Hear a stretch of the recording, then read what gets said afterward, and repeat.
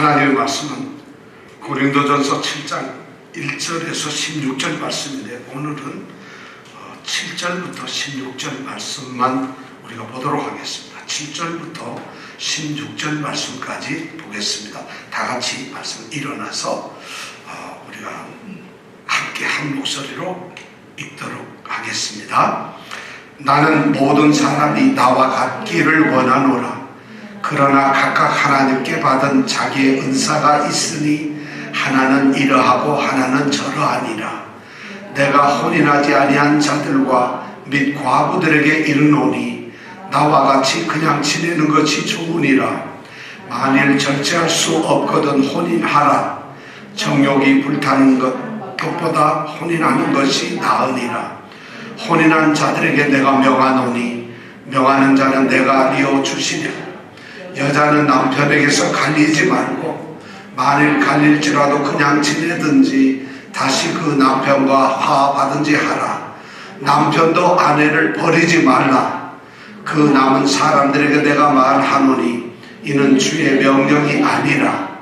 만일 어떤 형제에게 믿지 아니하는 아내가 있어 남편과 함께 살기를 좋아하거든 저를 버리지 말며, 어떤 여자에게 믿지 아니하는 남편이 있어 아내와 함께 살기를 좋아하거든 그 남편을 버리지 말라. 믿지 아니하는 남편이 아내로 인하여 거룩하게 되고 믿지 아니하는 아내가 남편으로 인하여 거룩하게 되나니 그렇지 아니하면 너희 자녀도 깨끗이 못하니라. 그러나 이제 거룩하니라. 혹 믿지 아니하는 자가 갈리거든 갈리게 하라. 형제나 자매나 이런 일에 구속받을 것이 없느니라. 그러나 하나님은 화평 중에서 너희를 부르셨느니라. 아내된 자여 내가 남편을 구원하는지 어찌 알 수 있으며, 남편된 자여 내가 내 아내를 구원하는지 어찌 알 수 있으리요. 아멘. 우리가 고린도라고 하는 도시가 성적으로 무척 문란하고 타락한 도시라는 것을 압니다. 성적으로 문란하고 타락한 도시에서 일어날 수 있는 문제가 바로 가정, 결혼의 문제입니다. 사실은 그것이 심각하게 돼도 됩니다. 그런데다가 교회 공동체 안으로 예수를 믿고 성도가 된 사람들, 전에 예수를 믿지 않다가 예수를 믿게 된 그리스도인들이 교회 안에 들어왔을 때, 그들이 그리스도인이 되었을 때 과거의 삶을 어떻게 정리해야 될 것이냐, 그리고 그들이 어떤 결혼 생활을 해야 할 것이냐 하는 것은 성도로서 굉장히 중요한 문제예요. 그래서 바울 사도는 우리가 지난주에 함께 생각했습니다만 결혼에 대한 아주 중요한 원리를 우리에게 몇 가지 이야기해 주었습니다. 첫 번째가 뭐냐면 7장 2절에 나오는 거죠. 한 남자는 한 여자와 결혼을 해야 된다는 일부 일처제 제도를 선언을 합니다.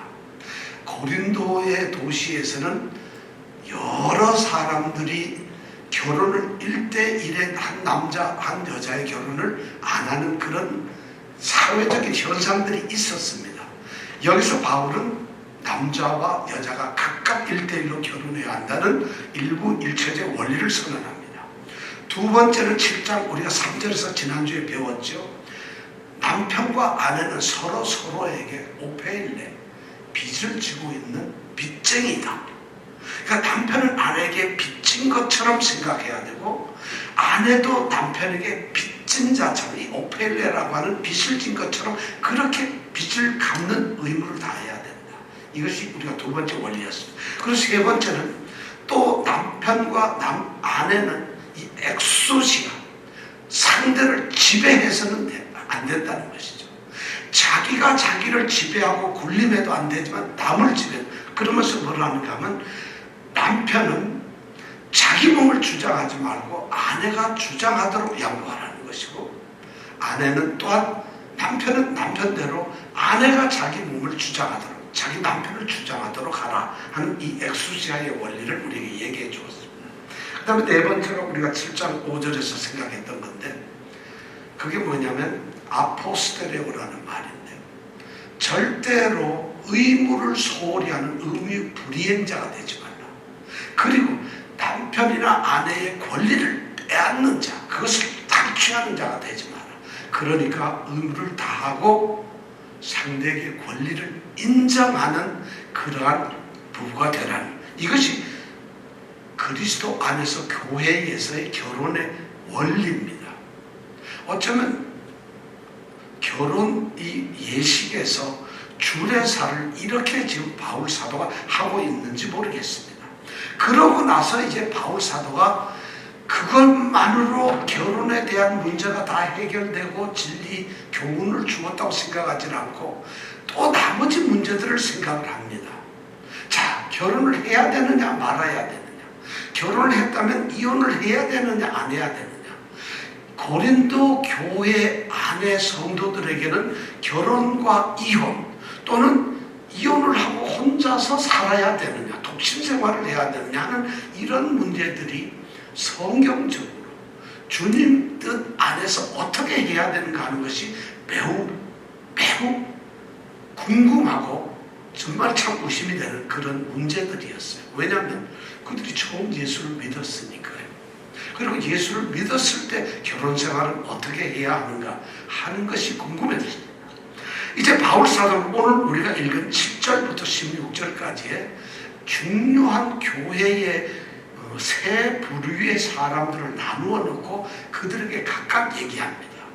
교회 안에는 모든 사람들이 결혼과 이혼에 대해서 동등한 위치에 있지를 않습니다.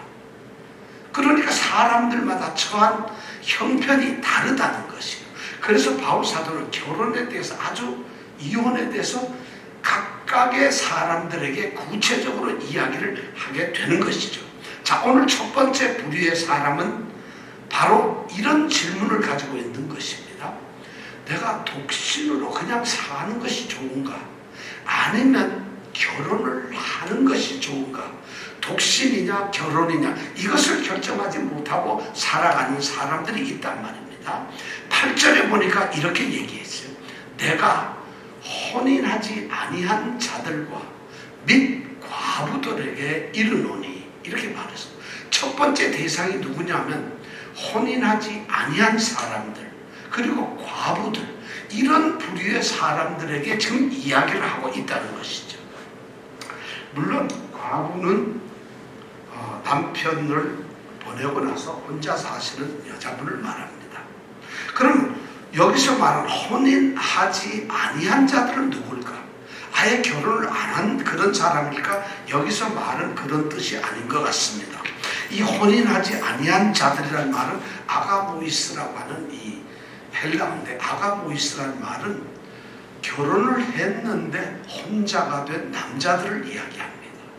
그러니까 이 말은 뭐냐면 배우자가 죽음으로 인해서 혼자가 된 남자, 그럼 호랍이겠죠. 아니면 여자, 과부. 이 사람들에게 지금 바울이 그들의 질문을 받아들이고 그들에게 대답을 하는 겁니다. 교회 안에 호랍이가 있고 과부가 있다. 그럼 이들이 결혼을 해야 되느냐, 결혼을 하지 말아야 되느냐, 이런 문제가 생깁니다. 여러분, 제가 어떻게 생각하세요? 지금 바울이 그런 문제가 고린도 교회에 있다는 것을 알고 그들에게 이제 성경적으로 대답을 합니다. 그 대답이 뭐냐면 결혼을 하는 것도 되고 혼자 독신으로 사는 것도 된다, 이렇게 지금 말을 합니다. 8절에 보니까 나와 같이 그냥 지내는 것이 좋다, 이렇게 우선 대답을 합니다. 만약 혼자 된 사람들이란다면 바울이 자기처럼 그냥 지내는 것이 좋다, 이런 얘기입니다.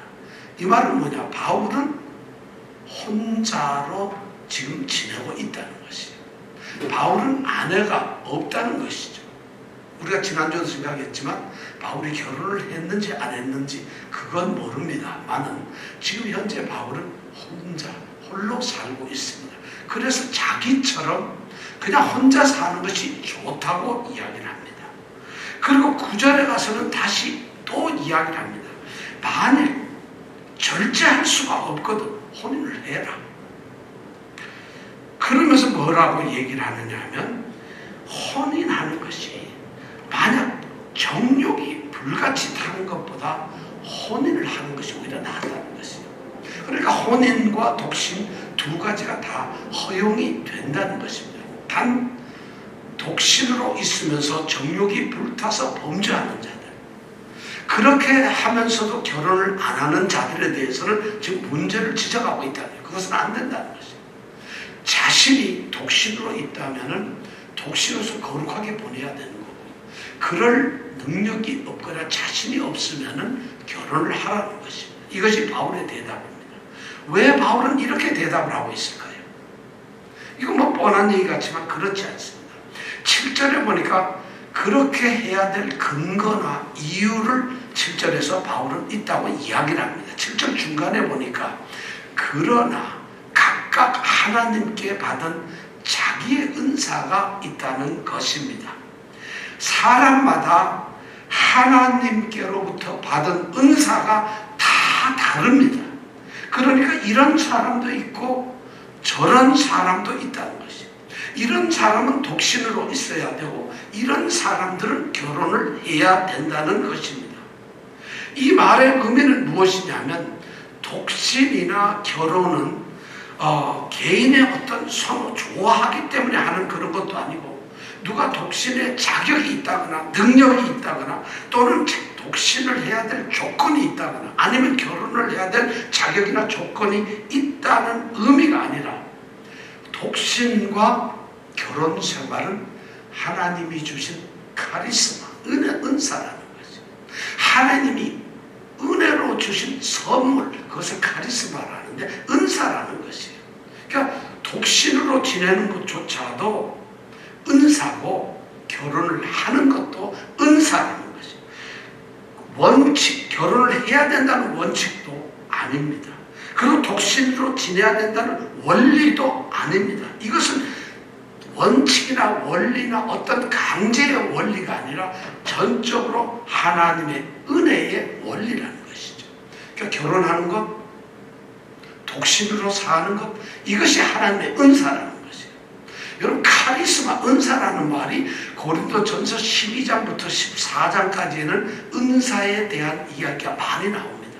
거기에 보면 은사가 어떤 것이 나오느냐 하면 말씀을 가르치는 은사, 또는 복음을 전하는 은사, 방언을 하는 은사, 기적을 행하는 은사, 남을 구제하는 은사, 그 수만, 한 40여 가까이 되는 그런 은사들이 12장부터 14장까지 기록이 되어 있어요.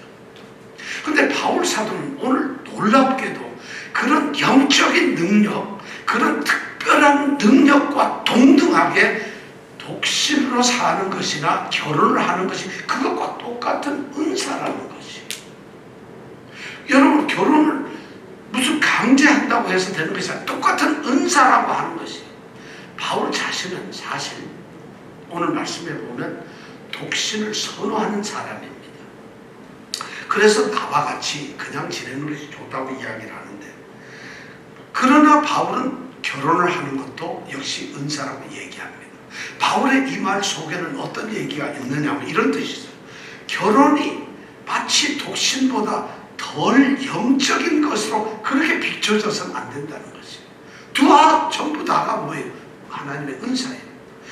영적인 사람은 독신으로 산다, 이런 뜻이 아닙니다. 좀 육적인 사람들은 결혼을 해서 산다, 이런 것이 아니라 영적으로든 육적으로든 모든 것이 다 은사라는 것입니다. 그러니까 독신으로 사는 사람이 마치 더 영적인 것처럼 나는 영적이하고 우쭐댈 것도 없다는 것이에요. 그렇다고 해서 또 독신으로 사도록 강요되거나 결혼을 하도록 강제되어서는 안 된다는 것이에요. 결혼, 독신, 이 둘 다 순전히 주님이 날마다 공급하는 힘 안에서 살아가는 하나님의 은혜라는 것이에요. 결혼이나 독신이 우리가 지금까지 잘못 생각하는데 마치 독신으로 살고, 이 당시 이 고린도에 있는 사람 중에 그런 의식을 가진 사람이 금욕적이고 독신으로 살아가는 것이 굉장히 영적으로 깊은 곳에 있는 것으로 생각을 했다는 거예요. 그게 아니라는 거죠. 혼자 살든 결혼을 하든 그것은 전부 다 하나님의 은사라는 것이죠. 하나님의 은사를 표현하는 방법이라는 것이죠. 둘 다 그러면 목적이 뭐냐? 하나님의 나라를 위한 그러한 은사라는 것이에요. 독신도 하나님의 나라를 위해서, 결혼을 한 사람도 하나님의 영광을 위해서 그 하나님의 은사를 감당하면서 살아. 결혼한 사람은 결혼이라는 하나님의 은사를 감당하면서 살아가는 것이고, 혼자 된 사람은 홀로 독신으로서 하나님의 은사, 독신의 은사를 감당하고 살아가는 것, 이것이라는 것이죠. 그러니까 죽음으로서 혼자 된 이런 사람들은 독신으로 살든 결혼을 하든 그것이 절대 성경적으로 문제가 되는 것이 없다는 것이죠. 자, 이것이 첫 번째 이제 홀로 된 사람들에 대한 대답입니다. 자, 두 번째 대답은 뭐냐면 결혼을 했는데 두 종류의 사람들이 있다는 것이죠. 어떤 사람이냐면, 두 번째 질문은 뭐냐면 10절에서 오늘 말씀을 보니까 11절까지 남아있는 10절에서 보니까 혼인한 자들에게 내가 명한다 이렇게 되어 있어요. 그러니까 두 번째는 어떤 사람이냐, 결혼을 한 사람들에게 말한다는 것이에요. 그러니까 지금 결혼한 상태로 결혼을 해서 결혼 생활을 하고 있는 그런 사람들에게 명령한다는 것이죠. 그럼 어떤 사람들이냐? 결혼을 했는데도 여러 종류의 사람들이 있어요.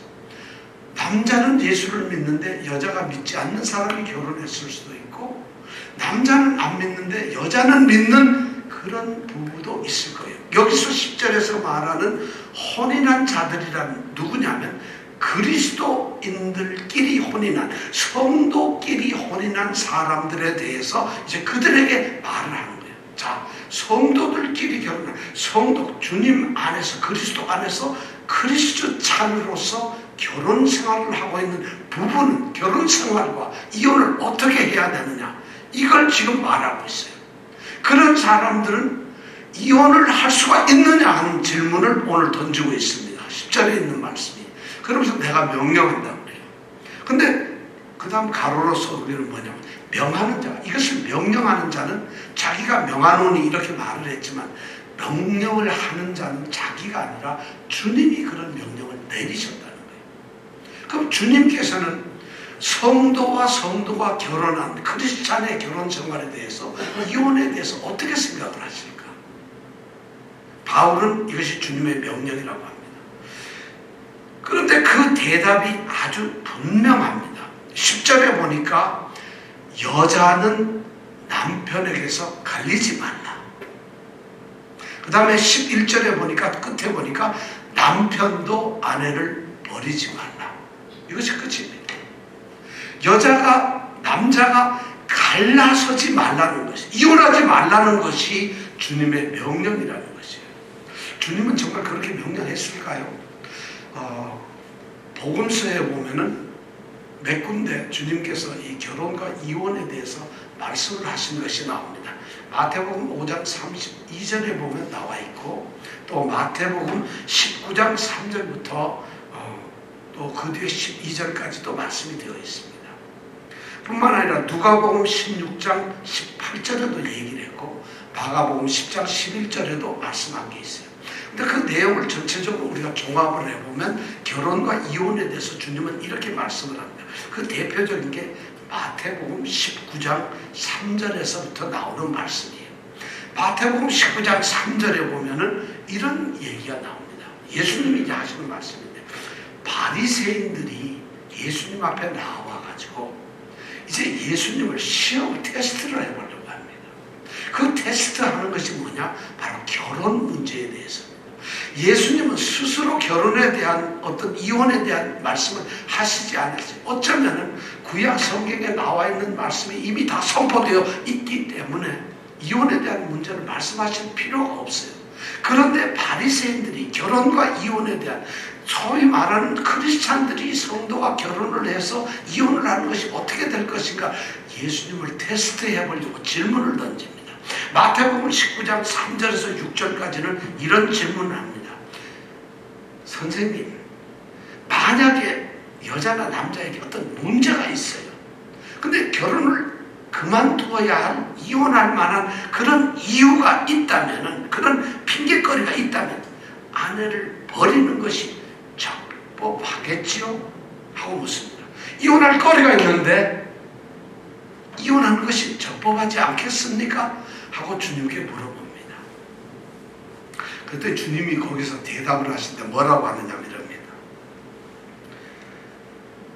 하나님은 남자와 여자를 창조하셨다. 그리고 남자가 부모를 떠나서 여자와 화합해서 한 몸이 된다. 이렇게 얘기를 합니다. 그래서 하나님이 짝지어준 사람을 결코 나눌 수가 없다. 이것이 주님이 대답하는 겁니다. 그러니까 성도 간의 이 부부 결혼 생활은 결코 나눌 수가 없다는 것이, 하나님께서 못 나누도록 했다는 것이, 이것이 주님의 대답입니다. 이혼에 대한, 왜냐하면 성경적인 주님의 대답이죠. 그랬더니 그 다음 바로 또 질문이 나옵니다. 그게 마태복음 19장 7절부터 9절에 나오는 건데, 바리새인들이 그런 예수님의 말씀을 듣고 또 질문을 던집니다. 선생님, 모세는 우리에게 가르치기를, 율법서에서 말하는 거죠. 모세오경 율법서에서 가르치기를, 모세는 어떻게 하냐면 이혼 증서를 써주고 그리고 아내와 헤어질 수 있다고 이야기를 합니다. 모세는 왜 그렇게 말했어요? 이혼을 할 수 있다고 말하지 않았나? 이혼 증서를 써주면은 하고 또 주님에게 묻습니다. 그러니까 주님이 또 그 문제에 대해서 대답을 합니다. 뭐라 하냐면 그 이유가 있다. 인간 사람들의 마음이 완악하기 때문에 그렇게 써준 거다. 완악하다. 그러나 본래 하나님의 뜻은 결코 그게 아니다. 그러면서 아주 명쾌한 하나의 말씀을 합니다. 누구든지 음행을 한 연고 외에 아내를 버리고 다른 여자에게 가는 자는 그 본처를 간음시키는 것이다. 엄청난 얘기를 합니다. 다른데 음행의 연고 외에는 어느 사람에게도 가서는 안 된다는 것이죠. 주님께서는 그렇게 갈려서는 안 된다고 얘기합니다. 매우 중요한 얘기죠. 그러면 음행을 하는 여자, 남자는 결혼을 그만두고 파탄이 될 수도 있다는 가능성을 우리에게 이야기해 주고 있습니다. 그렇다면 어떤 의미가 되느냐면, 주님은 더 한 발 나가서 마태복음 5장 32절에 보면 이런 말씀을 하고 있어요. 음행한 연고가 없이 아내를 버리면 그 여자로 하여금 간음하게 하는 것이다. 그리고 누구든지 버린 여자에게 장가를 가는 것은 그것도 간음을 하는 것이다. 버린 여자와 결혼을 하는 것 간음하는 것. 음행을 안 했는데도 그냥 버려버리면 그 여자를 간음을 하도록 만드는 것이다. 주님이 엄청난 얘기를 하고 계세요. 그러니까 절대로 간음의 범죄를 짓게 만들어서는 안 된다. 결코 이혼은 허락되지 않는다는 것입니다. 성도 사이에. 이것이 주님의 명쾌한 대답이시죠. 이혼의 가능성조차도, 이혼에 대한 생각조차도 하지 말라는 거예요. 자, 그런데 우리가 여기에서 그럼에도 불구하고 놀라운 말씀을 하나 봅니다. 11절에 보면 괄호를 치고 말을 했어요. 만일 갈릴지라도 그냥 지내든지 다시 그 남편과 화합하든지 하라 하는 이런 말씀이 기록되어 있어요. 여기에 보면 중요한 것이 만일 갈릴지라도, 갈린다는 만일 갈리게 될지라도 이런 전제를 달고 있어요. 그 얘기는 뭐냐면 지금 그리스도인으로서 결혼 생활하고 있는 사람들 중에 이혼을 하고 헤어져가지고 서로 나누어진 사람들이 있다는 것이에요. 그렇다면 그들이 전부 음행을 했거나 아니면 또는 음행을 안 했거나 우리는 그 조건을 몰라요. 사실은 성경은 이혼의 조건이나 이혼의 상황에 대해서 이야기를 하지 않습니다. 오늘날에 보면 이 이혼의 이유들이 얼마나 많아요. 돈 문제도 있고, 경제적인 문제, 성격 차이, 남편의 습관 때문에, 어떤 상대의 어떤 병력 때문에, 병 때문에, 뭐 하여튼 모든 것이 많은데 오늘날만 있는 것이 아니라 아마 이때도 그런 문제는 동등하게 있었을 거예요. 그런데 이혼을 주님은 반대하시고 절대 해서는 안 된다고 하는 것인데, 오늘 여기에 보니까 만일 갈렸다면 어떻게 할 것이냐, 여기에 대한 대답을 우리에게. 그럼에도 불구하고 성도 간의 결혼 생활이 파국이 되었고 이것이 반일돼서 서로 나뉘었다면 그럼 어떻게 되는 거냐, 여기에 대한 대답을 지금 바울이 하고 있습니다. 바울이 고린도 교회를 보니까 성도인데도 헤어진 사람들이 있었다는 얘기예요. 그런 사람들이 지금 질문을 하는 거예요. 우리 어떻게 하면 좋아요? 아까 사별한 그런 호람이나 과부는 어떻게 해요? 혼자 있든지 결혼을 하든지 하라는 거예요. 그렇다면 성도끼리 살다가 헤어진 이런 사람들, 그건 헤어져서는 안 되는 건데, 그래도 만약 헤어진 것이 있다면 어떻게 하느냐, 여기에 두 가지 대답을 주고 있습니다. 11절에 보니까 대답이 있죠. 갈렸다면은 첫 번째, 계속 혼자 살아라. 계속 그대로 그냥 지내라는 거예요. 갈렸다면은 결혼하거나 뭐 이런 사람 그냥 지내라는 거예요. 혼자 지내라. 이게 첫 번째예요. 두 번째는 뭐냐면 다시 화합해라. 다시 화합을 하라는 거예요. 갈렸을 경우에 다시 화합할 바에 뭐하러 헤어졌겠어요, 그죠? 그런데 주님께서 그러니까 이혼을 허락하시지 않는다는 것이에요. 그대로 있던가 다시 화합하든가, 두 가지 방법밖에 없다는 것이에요. 주님은 결코 이혼을 기뻐하시지 않았다는 것이죠. 허락하시지 않는다는, 이것이 두 번째, 성도들, 크리스찬끼리 결혼한 사람들은 이혼을 할 수가 없다는 이야기를 우리에게 들려주었어요. 그 다음에 세 번째 어떤 종류의 사람이 있냐면 12절부터 이제 16절까지의 말씀이에요. 12절에 보니까 또 어떤 사람이냐면 그 남은 사람들에게 내가 말하노니, 이렇게 하고 있어요. 자, 호람이나 과부의 종류, 부류에 속한 사람들이 있었고, 성도끼리 결혼했다가 지금 이혼했거나 또는 성도끼리 결혼한 그런 부부들이 있고, 또 세 번째 뭐냐면 12절에는 그런 사람 말고 그 나머지 사람들이 또 있다는 거예요. 그들은 누굴까요? 자, 여러분, 결혼을 했다가 사별해서 혼자 살고 있는 호람이 과부들, 성도끼리 결혼한 사람들, 그 다음에 또 한 남은 사람은 어떤 사람들이 있을까요? 그 사람들은 바로 누구냐면 성도들과 크리스찬과 불신자들이 결혼한 상태라는 것이에요. 바울이 아주 굉장히 성경을 우리에게 정교하게 얘기를 해주고 있어요. 이 말은 이 사람들은 크리스찬이 되고 성도가 된 다음에 결혼을 했는지, 아니면은 크리스찬이 되기 전에 이미 결혼을 했는데 남편이 예수를 믿고 아내는 안 믿는 건가? 아니면 남편은 안 믿는데 아내는 예수를 믿고 성도가 된 건가? 이런 케이스예요. 지금 고린도에는 그런 성도들이 교회 안에 많다는 것이죠. 남편은 믿는데 아내가 예수를 안 믿어요. 아내는 믿는데 남편이 교회를, 예수를 안 믿어요. 자, 이런 경우에는 어떻게 하면 좋냐? 신자와 불신자의 결혼 관계, 이럴 때는 어떻게 해야 돼? 여기도 두 가지가 있어요. 첫 번째는 매우 중요한 거예요. 성도로서의 남편, 성도로서의 아내가 지금 살고 있는데, 불신자인 남편이나 불신자인 아내가 나는 당신하고 살기가 좋습니다, 살겠습니다. 만약 그 남편이나 아내가 그렇게 같이 살기를 좋아한다, 그러면 어떻게 해야 되느냐?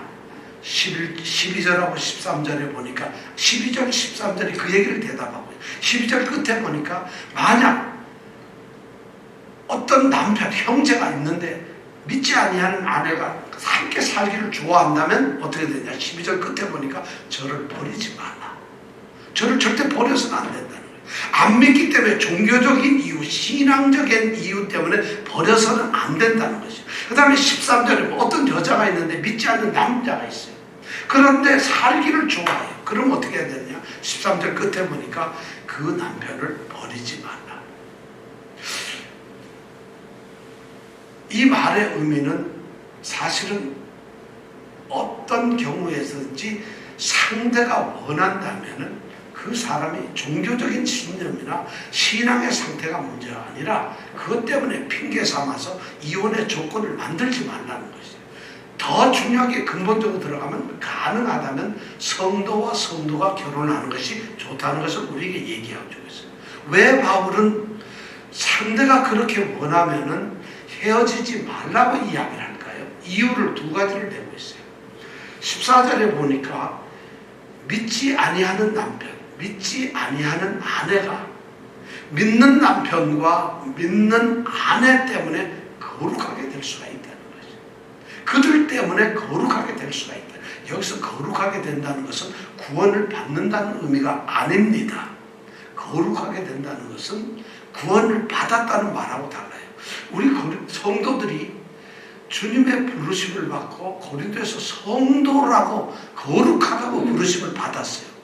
그 성도로 부르심을 받았다는 것이 구원을 받았다는 의미하고 다르다는 것이죠. 우리는 구별되었다는 것이죠. 그러니까 믿는 남편과 아내는 믿지 아니하는 남편과 아내에 대해서 그들은 선한 믿음의 영향력을 가지고서 그들이 거룩하게 구별될 수 있도록 삶을 살아야 된다는 거죠. 그들의 삶의 결과가 그들로 하여금 선한 영향력을 끼쳐서 그들이 거룩한 삶을 본받을 수 있도록, 그래서 결국에는 구별된 삶을 살 수 있도록 하라는 것이에요. 이것이 첫 번째고, 두 번째는 자녀들도 마찬가지라는 거예요. 14절에 보면 이렇게 돼 있죠. 그렇지 만약 아내 서로가 헤어지고 이런다면 너희 자녀도 깨끗이 못하다. 그러나 이제 깨끗하다, 거룩하다 이런 말씀하는 자녀들도 마찬가지. 한 부부 중에 한쪽이 만약 크리스찬이고 그 사람이 성도의 삶을 거룩하게 살아간다면 하나님은 그것을 주님의 가정으로 인정을 하신다는 거예요. 주님께서 인정을 한다는 거예요. 그 사람이 예배당 나와서 그런 게 아니라 정말 성도로서의 온전한 남편이나 아내로서의 모범을 보이는 그런 삶을, 성도로서의 삶을 산다면 주님은 그 한 사람을 성도의 가정의 어떤 대표로 인정을 하신다. 그래서 그 자녀들도 그들을 거룩하게 여겨주신다니. 물론 거룩하게 만드는 것은 성도가 거룩하게 만드는 것이 아닙니다. 남편이나 아내가 거룩하게 만드는 것이 아니라 거룩하게 만드는 이 주권은 전적으로 하나님께 있어요. 그런데 하나님께서는 그 한 사람의 올바른 믿음의 삶을 보시면서 그들을 거룩하게 할 기회를 그 가정에 허락하신다는 거예요. 자녀나 부모에게 그렇다는 거죠. 자, 그러니까 만약 성도로서 남편과 아내가 되었을 때 믿지 아니하는 남편이나 믿지 않는 아내가 나는 당신과 함께 살기를 좋아합니다, 헤어지는 게 싫습니다 하면 절대 헤어져서는 안 된다는 것이죠. 이것은 하나의 죄의 문제도 아니고 어떤 의미의 문제도 아니고 하나님의 은사라는 것이죠. 자, 두 번째, 그럼 또 다른 거예요.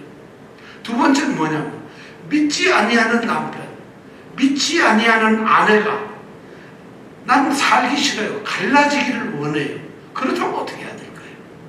여러분, 안 믿는 아내가, 여러분 이 말 잘 들어요. 교회 안 나오는 아내가 아닙니다. 믿지 아니하는 아내가 난 당신하고 살기 싫어요. 그래서 만약 갈라지기를 원한다면 어떻게 해야 되는가? 15절을 보니까 그 대답이 아주 분명하게 나와 있어요. 혹 믿지 아니하는 자가 갈리거든, 갈라지기를 원하거든 갈라지게 해라. 그 대답이 갈라지게 해라. 믿지 아니하는 사람이 믿는 배우자에게 우리 헤어집시다. 헤어져. 난 당신하고 못 살겠어. 그 이유가 무엇이라고 여기 나와 있잖아요. 종교적인 문제든 또는 어떤 문제든지 단지 믿느냐 안 믿느냐의 차원에서 안 믿는 자가 믿는 배우자에게 헤어지기를 원하면 갈라지게 해라. 그리고 그 다음에 더 중요한 얘기가 있어요. 뭐라고 되어 있냐면 형제나 자매나 그렇게 헤어지는 것에 대해서 구속받을 것이 없다는 거예요. 조금 더 거리낌을 갖거나 그것을 부담을 느끼거나 이것을 다 잘못됐거나 거기에 얽매이지 말라는 것이에요. 그냥 헤어져도 된다. 이것이 성경적으로 우리에게 알려주는 이혼의 문제입니다. 그런데 그 다음에 이야기를 합니다. 그 다음에 뭐라고 하냐면 15절에 보면 그러나 이렇게 돼 있어요. 그러나 그거 한번 같이 읽어볼까요? 15절에 시작. 그러나 하나님은 화평 중에서 너희를 부르셨느니라. 그러나 하나님은 화평 중에서 성도들을 부르셨다는 거예요. 결혼을 상대자로 부르셨다. 이 말은 화평 중에서 불렀다. 이 말은 무슨 말이냐? 16절에 보면 그 대답이 나와 있어요. 아내된 자여, 네가 남편을 구원하는지 어찌 알 수 있겠느냐? 남편 된 자여, 네가 내 아내를 구원하는지 어찌 알겠느냐는 거죠. 하나님께서는 그들과 화평되기를 원하셨어요. 부부가 화평되기를 원하시며 하나님도 화평되기를 원하세요. 로마서 5장 1절이 뭐예요? 그러므로 우리가 믿음으로 얻었다 하시면 얻었으니 그 다음에 어떻게 해요? 우리가 그리스도 예수 안에서 하나님으로 더불어 화평을 누리자는 거예요. 하나님께서는 믿는 자와 믿지 아니한 자가 결혼해서 믿지 않은 자가 갈라지기를 원한다고, 갈라져도 좋다고 말씀했어요. 그것이 원칙이지만 그런 하나님은 그들이 화평하기를 원하신다. 그들이 그들로 하여금 구원을 얻을 수 있도록, 구원을 받게 할 수 있도록 어쩌면 그런 사명을 그들에게 주었다는 것이죠. 할 수만 있다면 구원을 힘쓰도록 하라는 것이 세 번째 사람들, 불신자와 신자의 결혼 생활에 대한 얘기입니다. 그러니까 고린도 교회의 지금 모든 문제에 대해서 매우 명쾌하게 주님은, 바울 사도는 대답을 하고 있습니다. 자, 이제 결론을 냈습니다. 결론은 딱 두 줄로 우리가 마감을 할 수 있는데, 결혼, 독신, 이것은 하나님의 은사다. 전적으로 하나님의 은사라는 거죠. 하나님의 은사를 허투루 쓰지 말라. 이혼은 바로 이 은사를 허투루뜨리는 거예요. 하나님의 은사를 절대 흐트러뜨리지 말라. 그렇기 때문에 결혼은 마치 육적인 것이고 독신은 마치 영적인 것이라고 생각하지 말고, 결혼과 독신은 모두 하나님이 우리에게 주신 삶의 은사라는 것이죠. 근데 그 은사의 목적이 뭐냐? 살든지 죽든지 결혼을 했다면 그 상대가 누구이든지 둘이 한 몸 한 가정을 이루어서 주님을 위해 살도록 주신 주님의 영적인 은사라는 것이죠. 이것이 주님께서 내려준 결론입니다. 오늘날 우리 사회가 이 결혼과 이혼과 독신의 문제가 심각한 문제로 나와 있어요. 애들을 낳지 않는 게 은사냐? 그들이 은사로서 그러는 건지, 아니면 삶의 필요 때문에 독신을 살고 있는지, 아니면 결혼을 하는 것이 정말 하나님의 은사로 하는지, 아니면 그들이 어떤 다른 이유를 가지고 하는 것인지, 결혼과 독신, 은사, 이 문제에 대해서 성경은 매우 분명하게 얘기합니다. 하나님의 은사를 받는 대로 은사에 충실하라는 거죠. 은사를 버리지 말라는 것이 오늘 우리에게 주시는 말씀입니다. 우리가 우리 주변에서 또 내 자신을 통해서 이런 결혼의 참된 진리가 우리 사회에 또 우리 세상에 널리 퍼지기를 간절히 바랍니다. 자, 기도하겠습니다.